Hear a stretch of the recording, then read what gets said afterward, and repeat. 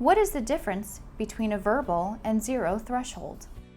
When someone buys car insurance in New Jersey, they make an election as far as whether they want to have a zero threshold or a limitation on tort threshold, which is also known as the verbal threshold.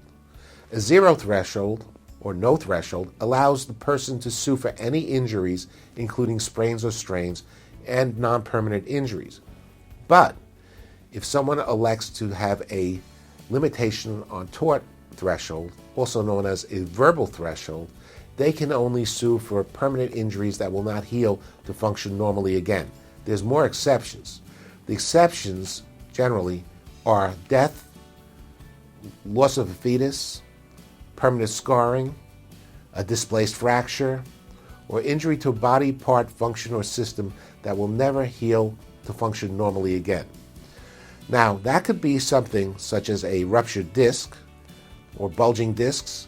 Ruptured discs specifically automatically will break a threshold if they're associated with the car accident. However, once an injury breaks a threshold, it'll let all the other injuries into the case, including non-permanent injuries.